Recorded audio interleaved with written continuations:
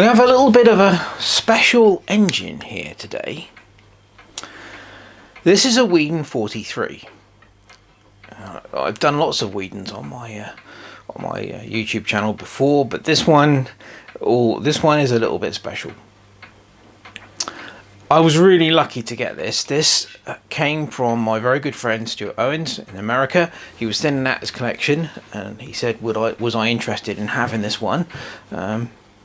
And I said, yes, I absolutely. I love Weedens, as you know, and this one, as I said, this one is a bit special. So I said, yeah, definitely. So we came to an arrangement over it, and he sent it over, and here it is. Now, this is another one of those engines that's been sat on my to-do shelf for about 3 years. So sorry, Stuart, it's taken me all this time to get around to doing anything with this, but we are finally here. So, why is this special?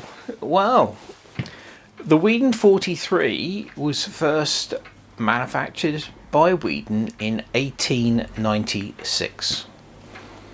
That's right, not 1996, 1896.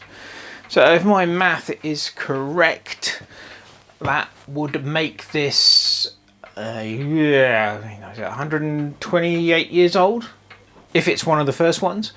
Weeden stopped making these in 1918. So that still makes it 106 years old if it was one of the last one made. So this thing is over 100 years old whenever it was made. So it's just truly incredible to be in the presence of something which is still pretty much complete after all those years. So I came to the conclusion on this one that I'm not going to restore it. I'm just going to give it a wipe down. There are a few things that need attention, nothing major, but there are few fixes that need doing. The engine is pretty much as it was, apart from one small modification. We'll close in and have a look at that. Now, that big square nut that's been soldered on top of the boiler should not be there. That would have originally been a small threaded hole in the top of the boiler cap for a filler plug. There was no safety valve on this engine. I didn't really believe in them back in those days. What I imagine has happened was the top of the boiler cap is very thin, and I imagine the thread stripped, so someone has soldered on this big nut. I think it's 3/8 UNF the thread, so it's not really a problem. I could take it off, but I'm actually going to leave it there, and I'll make up a safety valve to go in there, so that we have got a little bit of pressure relief on the boiler. So that's the only non-standard part of it. The other bit that needs attention, the engine frame, this little plate here, should be attached to the top of the boiler on this, just there at the boiler cap, but as you can see, it's come unattached. That just needs soldering back in place. Further down, these steps here, they should be attached to the upper steps.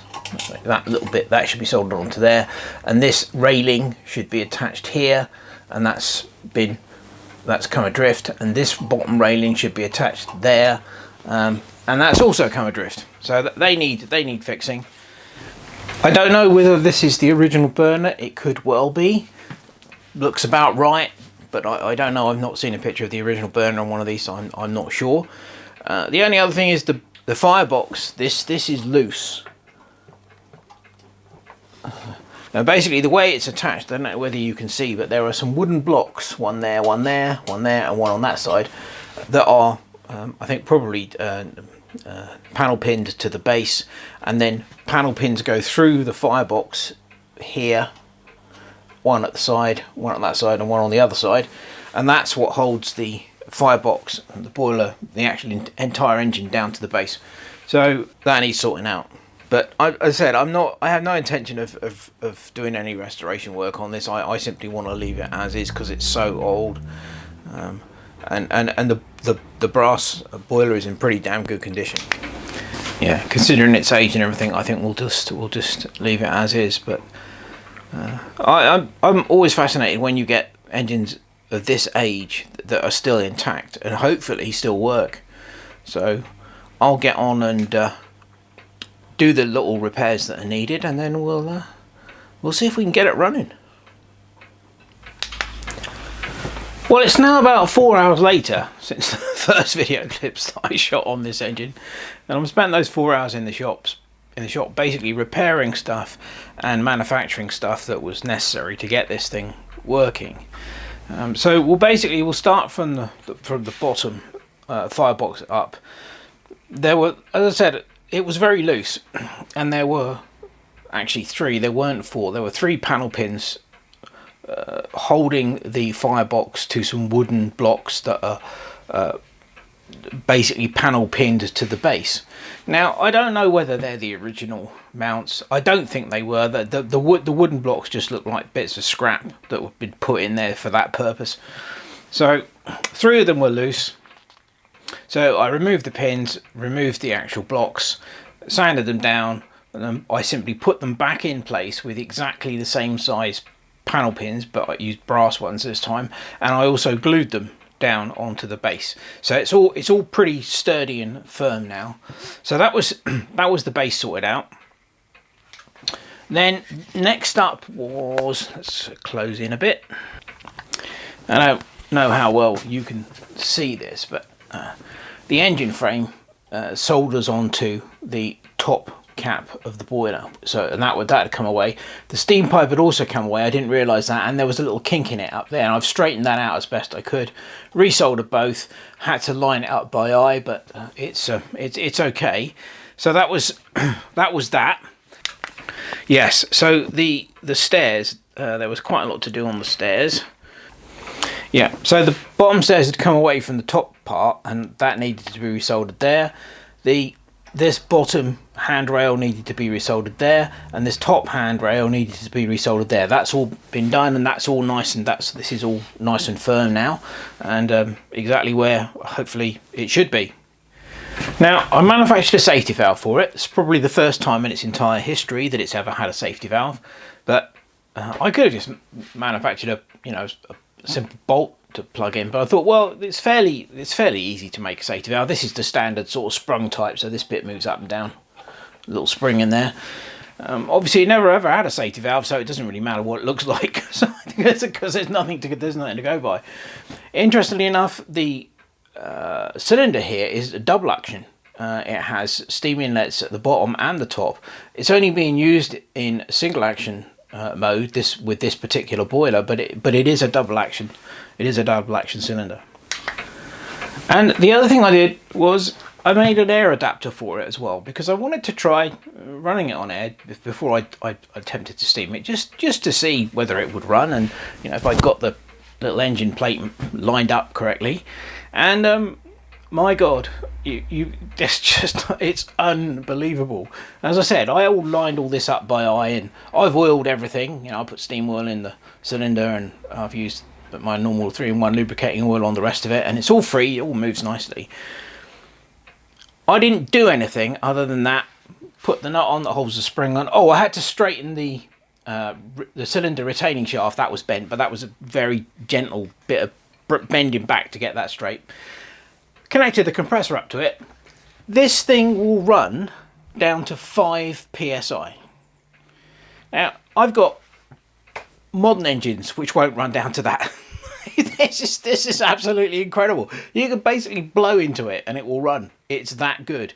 Now, like I said to you before, even if this was one of the last ones made, this engine is 106 years old, for crying out loud, and yet it runs sweet as a nut. So yeah, all that's left to do is to put some water in the boiler, and we'll see if we can get it steamed. Now, I don't know whether you can see this, but this is also quite incredible. The sight glass actually works. That's the water level just there. I try to get it around about halfway, but yeah, it doesn't appear to be leaking. That's amazing for the age of this thing. It's incredible. Well, the first steaming attempt had to be aborted. It was leaking steam quite badly from particularly the bottom and also the top sight glass joints. So I shut the gas off, emptied the boiler, let it cool down, and then went and had a look at the nuts, the gland nuts, and Both of them were loose. The bottom one was very loose. The top one just needed a little slightly nipping up, but that one needed about a whole turn on the nut, and it was that loose. So nipped them up, and we'll see whether or not we get a bit more success this time. Right, this is the third attempt, and I'm keeping my fingers crossed this time. I took the sight glass apart, and there was nothing whatsoever resembling O-rings in there. There was some horrible gunky creamy coloured stuff, which I think might have been some kind of sealant once upon a time. So I cleaned all of that out. Happened to have some nitrile O-rings that fitted, put those on, nipped up the nuts, so hopefully we will get this thing running this time. Well, the sight glass wasn't leaking, but now it is, but nowhere near as bad as it was before. So let's see if we can get this thing to run. Oh yes, there we go.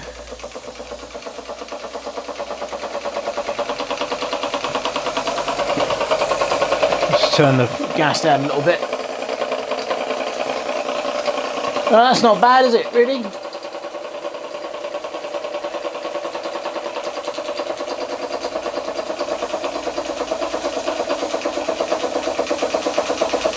When did I say 106 years old minimum?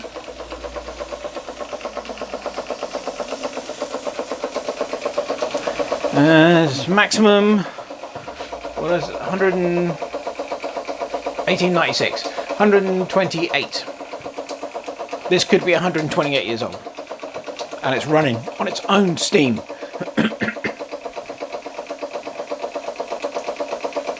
Amazing.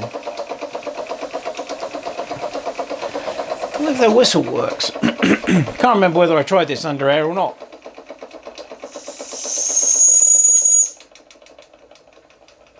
Yeah, well, we've just exhausted all the steam on the whistle, but there you go.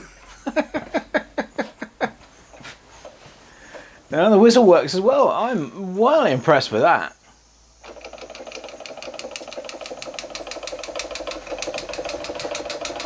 What a lovely little engine. Well, it's not little, it's actually quite large. But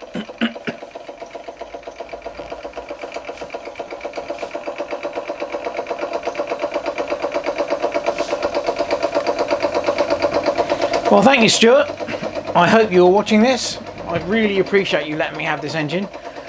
Very few engines in my collection that are as old as this one. And as I said, it runs a treat.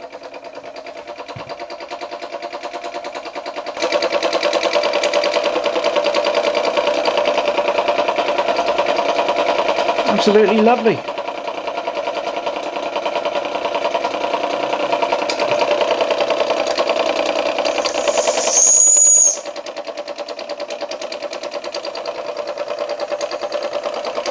The sight glass has quietened down now. Just a little tiny weep there, but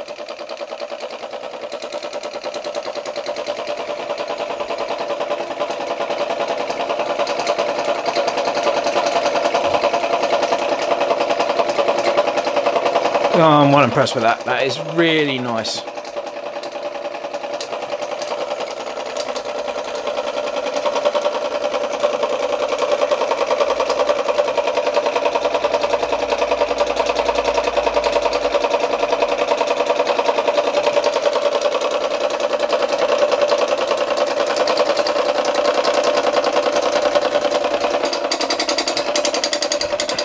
'19th century American engineering. Still running today.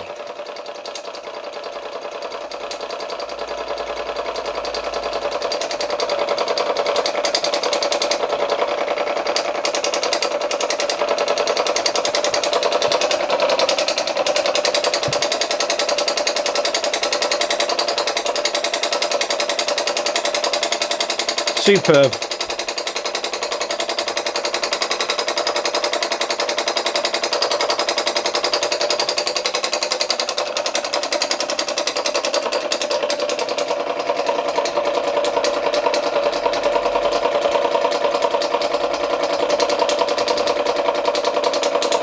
So unusual to see an engine with steps and a balcony.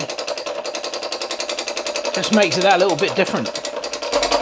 Lovely. I'm going to turn the gas off and we'll let it run down. I didn't put a lot of water in the boiler, so I don't want to let it run too long. The sight glass is saying there's plenty of water in there, but there you go. What a lovely engine. Amazing.